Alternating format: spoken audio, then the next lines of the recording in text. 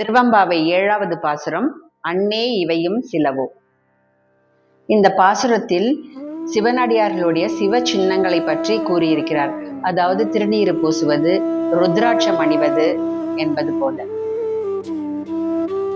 தாயினும் மேலான பெண்ணே, சிவ சின்னங்களை பார்த்ததும் சிவசிவ என்பாயே என குறிப்பிடுகிறார் மாணிக்கவாசகர். திருநீறு, ருத்ராட்சம், சிவனடியார்கள் உள்ளிட்டவற்றை சிவ சின்னங்கள் என்று குறிப்பிடுகிறோம். இவைகள் வெறும் அடையாளம் கிடையாது. சிவ சின்னங்கள் ஆத்மார்த்தமாக உணர்ந்து அணிந்திருக்கும் போது நாமே சிவனோடு ஒன்றியிருப்பது போன்ற உணர்வு ஏற்படும். சிவ சின்னங்கள் என்பது சிவனை குறிக்கக்கூடியவையாகும். இவற்றில் திருநீறு மிக முக்கியமானதாகும். திருநீற்றின் பெருமைகளை திருஞான சம்பந்தர் மந்திரமாவது நீரு என பாடியுள்ளார்.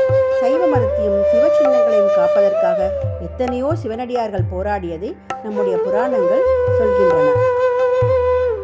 இன்று அந்த சிவனை வணங்கி அவரின் அருளை பெறச் செல்லலாம் என அழைத்தால் வராமல் இப்படி தூங்கிக் கொண்டிருக்கிறாயே, இது சரியா? எழுந்திரு பெண்ணே என தோழியை எழுப்புவது போல நம்மையும் எழுப்புகிறார் மாணிக்கவாசகர்.